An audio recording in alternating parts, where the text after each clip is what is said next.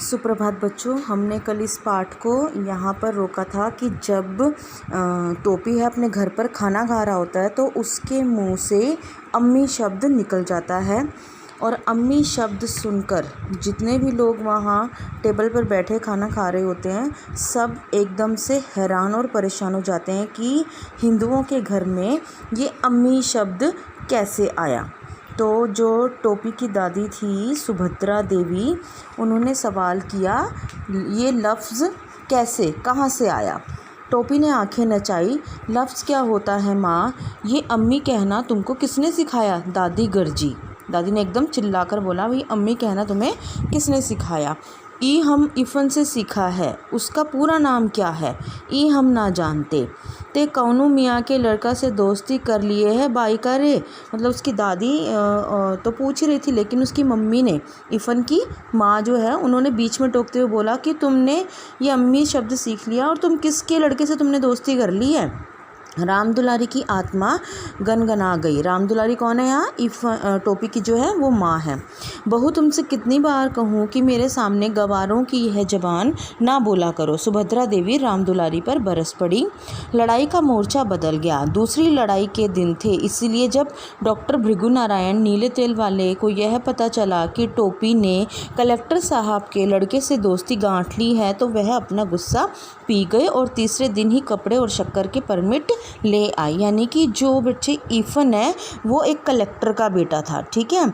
तो जब टोपी के पिता को पता चला कि भाई इसने कलेक्टर के लड़के से दोस्ती की हुई है तो उन्होंने टोपी को कुछ नहीं डांटा, जबकि सब घर वाले ऑब्जेक्शन कर रहे थे इस बात के लिए कि ये अम्मी शब्द कहाँ से सीख कर आ रहा है। तो जो उसके पिता हैं भृगु नारायण जो हैं, उनको तो बस अपना फ़ायदा देखना था तो कि भाई अगर मेरे बेटे की जो दोस्ती है वो कलेक्टर से हो गई है तो वो जैसे उनकी शॉप थी तो वो कहते हैं कि मुझे कपड़े का, शक्कर का, तेल का, इन सब के परमिट आसानी से मिल जाएंगे। परंतु उस दिन टोपी की बड़ी दुर्गति बनी। सुभद्रा देवी तो उसी वक्त खाने की मेज़ से उठ गई और राम दुलारी ने टोपी को फिर बहुत मारा। ते फिर जइबे ओकरा घरे, हाँ अरे तोहरा माँ में लुकारा आगे माटी मिलाऊं। राम दुलारी मारते मारते थक गई, परंतु टोपी ने यह नहीं कहा कि वह इफ़न के घर नहीं जाएगा। मुन्नी बाबू और भैरव उसकी कुटाई का तमाशा देखते रहे। अब ये उसके भाई हैं, ठीक है। हम एक दिन इको रहीम कबाबची की दुकान पर कबाबो खाते देखा रहा। मुन्नी बाबू ने टुकड़ा लगाया। मतलब कि जो उसका भाई है, जब टोपी की माँ उसे मार रही थी तो उसके भाई ने भी बोल दिया कि मैंने इसको एक दिन रहीम जो कबाब बेचता उसकी दुकान पर देखा था, ये कबाब खा रहा था। कबाब, राम राम राम। राम दुलारी घिन्ना के 2 कदम पीछे हट गई। टोपी मुन्नी की तरफ देखने लगा, क्योंकि असलियत यह थी कि टोपी ने मुन्नी बाबू को कबाब खाते देख लिया था और मुन्नी बाबू ने उससे 1 इकन्नी रिश्वत की दी थी। टोपी को यह मालूम था, परंतु वह चुगलखोर नहीं था। उसने अब तक मुन्नी बाबू की कोई बात इफ़न के सिवाय किसी को नहीं बताई थी। तू हमें कबाब खाते देखे रहे हो? ना देखे रहा हो दिन, मुन्नी बाबू ने कहा।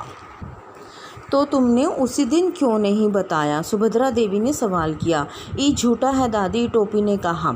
उस दिन टोपी बहुत उदास रहा। वह अभी इतना बड़ा नहीं हुआ कि झूठ और सच के किस्से में पड़ता, और सच्ची बात तो यह है कि वह इतना बड़ा कभी नहीं हो सका। उस दिन तो वह इतना पिट गया था कि उसका सारा बदन दुख रहा था।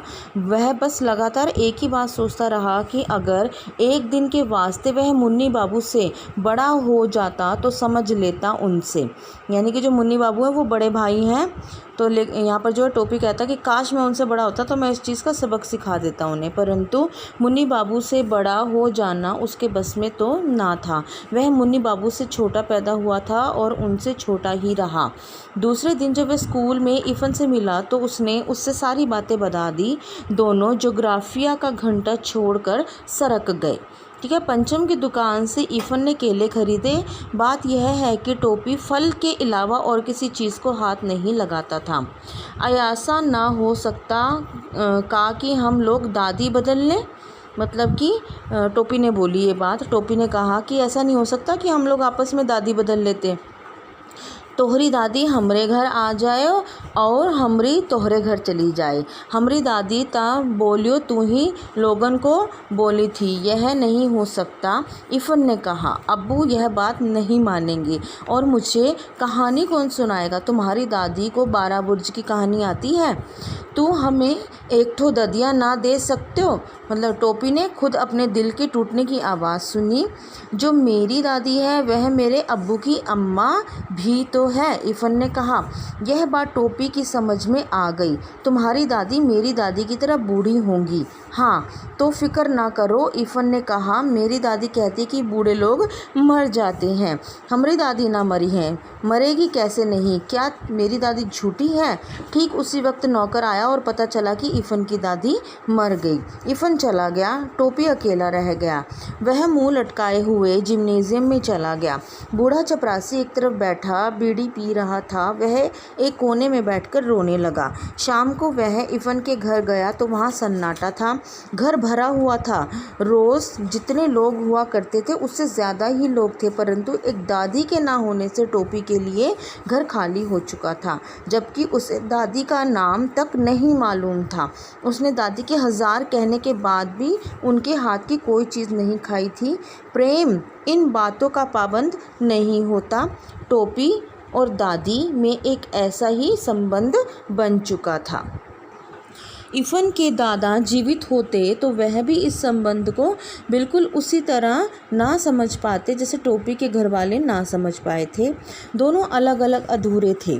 एक ने दूसरे को पूरा कर दिया था। दोनों प्यासे थे, एक ने दूसरे की प्यास बुझा दी थी। दोनों अपने घरों में अजनबी और भरे घर में अकेले थे। दोनों ने एक दूसरे का अकेलापन मिटा दिया था। एक 72 बरस की थी तो और दूसरा 8 साल का। तोरी दादी की जगह हमरी दादी मर गई होती तो ठीक भया होता। टोपी ने इफ़न को पुरसा दिया, मतलब कि उसको कंसोल किया, सांत्वना दी। इफ़न ने कोई जवाब नहीं दिया। उसे इस बात का जवाब आता ही नहीं था। दोनों दोस्त चुपचाप रोने लगे। टोपी ने 10 अक्टूबर सन 45 को कसम खाई कि अब वह किसी ऐसे लड़के से दोस्ती नहीं करेगा जिसका बाप ऐसी नौकरी करता हो जिसमें बदली होती रहती है। 10 अक्टूबर सन 45 का यूँ तो कोई महत्व नहीं, परंतु टोपी के आत्म इतिहास में इस तारीख का बहुत महत्व है, क्योंकि इसी तारीख को इफ़न के पिता बदली पर मुरादाबाद चले गए। इफ़न की दादी के मरने के थोड़े ही दिनों बाद यह तबादला हुआ था। इसीलिए टोपी और अकेला हो गया, क्योंकि दूसरे कलेक्टर ठाकुर हरि नाम सिंह के 3 लड़कों में से कोई उसका दोस्त ना बन सका। डब्बू बहुत छोटा था, बिल्लू बहुत बड़ा था, गुड्डू था तो बराबर का, परंतु केवल अंग्रेज़ी बोलता था। और यह बात भी थी कि उन तीनों को इसका एहसास था कि वे कलेक्टर के बेटे हैं। किसी ने टोपी को मुंह नहीं लगाया। मतलब कि जो नया कलेक्टर इफ़न के पिता की जगह आया था तो टोपी की दोस्ती उसके बच्चों से नहीं हो पाई। माली और चपरासी टोपी को पहचानते थे, इसलिए वह बंगले में चला गया। बिल्लू, गुड्डू और डब्बू उस समय क्रिकेट खेल रहे थे। डब्बू ने हिट किया, गेंद सीधी टोपी के मुंह पर आई। उसने घबराकर हाथ उठाया, गेंद उसके हाथों में आ गई। How is that? Head Mali umpire था, उसने उंगली उठा दी। वह बेचारा केवल यह समझ सका कि जब हाउस दैट का शोर हो तो उसे उंगली उठा देनी चाहिए। Who are you? डब्बू ने सवाल किया। बलभद्र नारायण, टोपी ने जवाब दिया।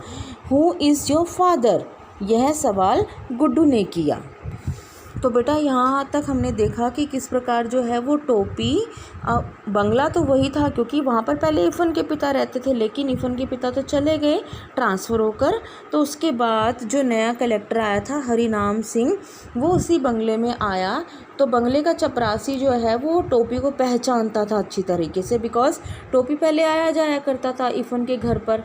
तो बंगले के चपरासी ने उसे रोका नहीं और वो फिर बंगले में एंटर होकर उन 3 बच्चों को खेलते हुए देखता है और उनसे बात करने की कोशिश करता है। तो परंतु हमें जैसा कि बताया है कि तीनों बच्चों ने ही टोपी से कोई ज़्यादा बात नहीं करी और ना ही उससे दोस्ती बनाने की कोशिश करी। ठीक है, तो इस पार्ट को बेटा अभी हम यहीं पर विराम देंगे और इसका अगला हिस्सा हम कल पढ़ेंगे। धन्यवाद।